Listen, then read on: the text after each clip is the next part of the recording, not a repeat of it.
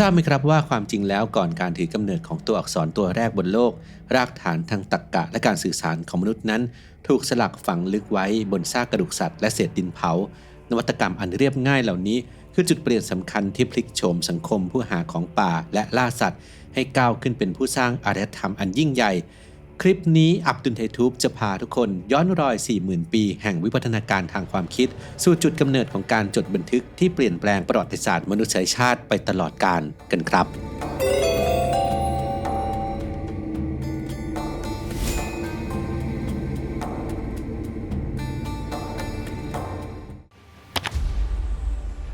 หลักฐานทางคณิตศาสตร์ที่เก่าแก่ที่สุดในประวัติศาสตร์มนุษยชาติไม่ได้ถูกจารึกบนแผ่นหินหรือกระดาษแต่ปรากฏบนวัตถุขนาดเล็กอย่างกระดูกเลอบอมโบกระดูกน่องลิงบาบูนชิ้นนี้ถูกค้นพบช่วงทศวรรษที่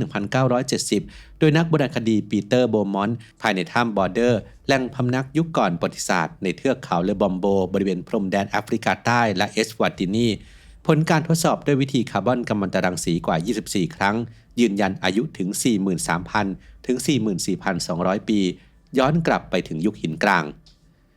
ความสำคัญอยู่ที่รอยบาก 29 รอยซึ่งสลักไว้อย่างจงใจและสม่ำเสมอนำไปสู่สมมติฐานว่าเป็นเครื่องมือนับรอบดวงจันทร์หรือปฏิทินจันทรคติยุคแรกเริ่มนักมนุษยวิทยาวิเคราะห์ว่าผู้หญิงในยุคนั้นอาจจะเป็นนักคณิตศาสตร์กลุ่มแรกที่ใช้รอยขีดเหล่านี้ติดตามรอบเดือนซึ่งสัมพันธ์ทางตัวเลขกับข้างขึ้นข้างแรมของดวงจันทร์รูปแบบการนับบนกระดูกเลอบอมโบมีความคล้ายคลึงกับไม้ปฏิทินของชาวซานชนพื้นเมืองที่เก่าแก่ที่สุดของแอฟริกาตอนใต้ในนามิเบียที่ยังใช้งานอยู่ในปัจจุบันเป็นหลักฐานเชิงประจักษ์ถึงความต่อเนื่องทางวัฒนธรรมที่ถ่ายทอดมายาวนานกว่า 40,000 ปี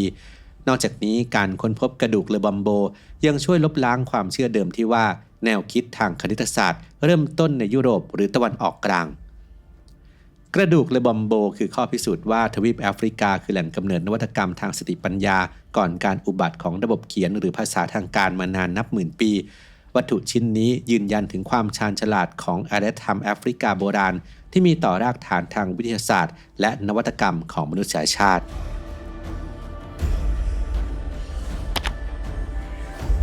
ในยุคหินตอนปลายมีการค้นพบกระดูกอีชางโกวัตถุโบราณลักษณะโค้งยาว 10 เซนติเมตรที่ปลายด้านหนึ่งฝังชิ้นส่วนควอร์ตค้นพบในปี 1950 โดยชองเดอไฮแชแลงบริเวณริมฝั่งแม่น้ำเซมลิกีสาธารณรัฐประชาธิปไตยคองโกความโดดเด่นอยู่ที่รอยสลัก 168 รอยซึ่งถูกจัดวางอย่างเป็นระบบใน 3 คอลัมน์หลักคือ G M และ D สะท้อนความเข้าใจเชิงนามธรรมที่ซับซ้อนทั้งการเพิ่มจำนวนเป็น 2 เท่า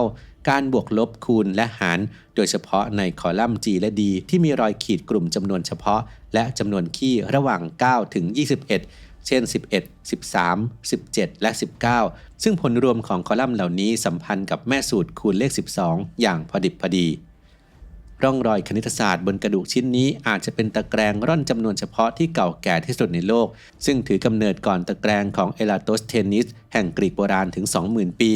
นอกจากนี้รูปแบบตัวเลข 24 28 32 และ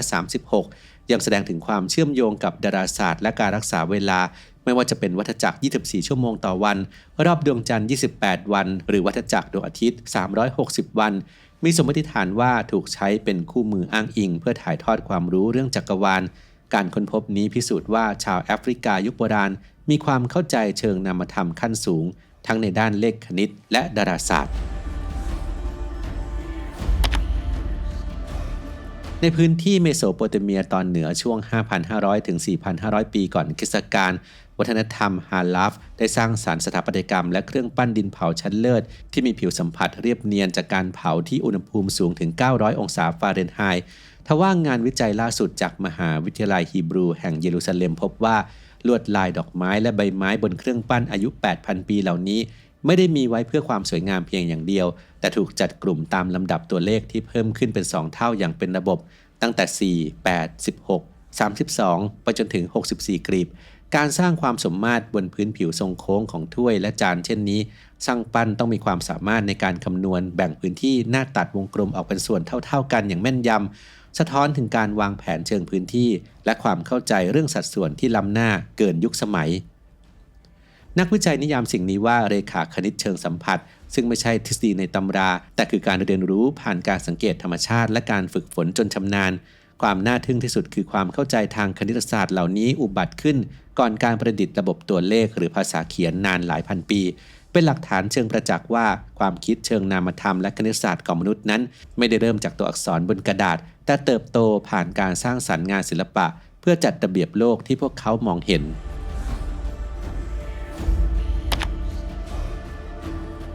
เมื่อสังคมมนุษย์ก้าวเข้าสู่ยุคหินใหม่ราว 7,500 ปีก่อนคริสตกาลสังคมเมืองขยายตัวขึ้นโดยเฉพาะเมืองอูรุกเมืองแห่งแรกของอารยธรรมมนุษย์เป็นเมืองโบราณทางใต้ของอิรักระบบการบันทึกได้วิวัฒนาการสู่ระบบดินเหนียวประทับตาซึ่งใช้ดินเผาทรงเรขาคณิต3มิติขนาด 1-3 เซนติเมตรเป็นตัวแทนสินค้าเกษตรแทนการใช้รอยขีดบนกระดูกแบบเดิม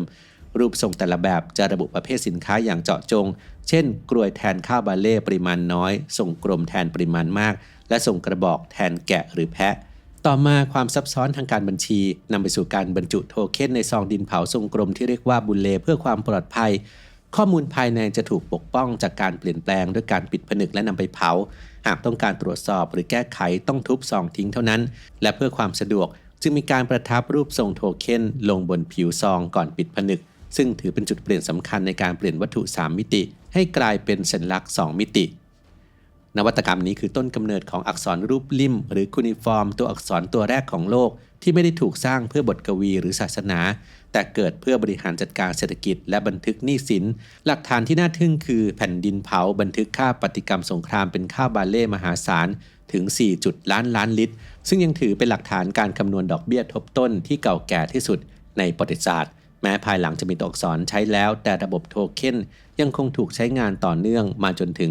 625ปีก่อนคริสตกาลหรือกว่า 2,000 ปีหลังการเกิดตัวอักษรเนื่องจากความง่ายสำหรับผู้ไม่รู้หนังสือระบบโทเค็นจึงเป็นก้าวสำคัญที่เหนือกว่าการขีดนับบนกระดูกในอดีตเพราะมันสามารถระบุได้ทั้งประเภทและจำนวนของสิ่งของไปพร้อมกัน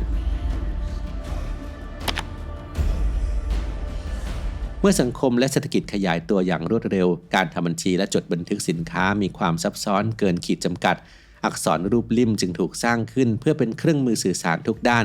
เรื่องราวทางประวัติศาสตร์ของมนุษยชาติได้ถูกจดบันทึกอย่างเป็นทางการอักษรรูปลิ่มทำให้รู้จักเอเฮนดูอันนากวีหญิงคนแรกของโลกที่ระบุชื่อตนเองในผลงานรวมถึงบทกวีรักที่เก่าแก่ที่สุดในโลกซึ่งแต่งขึ้นเมื่อ 2,000 ปีก่อนคริสตกาลซึ่งมีอายุเก่าแก่กว่าบทเพลงซาโลมอนในคัมภีร์ไบเบิลเสียอีกคำว่าคูนิฟอร์มมาจากภาษาลาตินซึ่งแปลว่าลิ่มเนื่องจากลักษณะของตัวอักษรที่เป็นรอยประทับรูปทรงลิ่มเป็นตัวอักษรที่เกิดจากไม้พลองต้นกกกดลงบนดินเหนียวอ่อนเพื่อให้เกิดรอยจากนั้นก็นำไปตากแดดหรือเผาเพื่อให้คงทนพัฒนาโดยชาวซูเมเรียนแห่งเมืองอูรุกราว 3,500 ปีก่อนคริสตกาล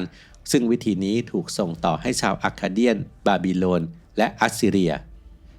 การถอดรหัสอักษรรูปลิ่มในศตวรรษที่ 19 ได้ปรับปรุงประวัติศาสตร์ของมนุษยชาติอย่างถอนรากถอนโคนหลักฐานจากแผ่นดินเหนียวเผยให้เห็นว่าตำนานน้ำท่วมโลกหรือสวนเอเดนล้วนมีต้นกำเนิดมาจากเมโสโปเตเมียและที่น่าทึ่งยิ่งกว่าคือนักดาราศาสตร์บาบิโลนใช้เทคนิคเรขาคณิตคำนวณตำแหน่งดาวพฤหัสบดีได้ก่อนยุโรปเกือบ 2,000 ปี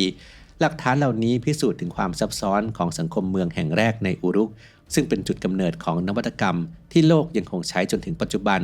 ทั้งล้อกฎหมายการทูตและโรงเรียนก่อนที่ระบบนี้จะค่อยๆถูกแทนที่ด้วยอักษรแบบตัวเขียนหลังปีค.ศ. 100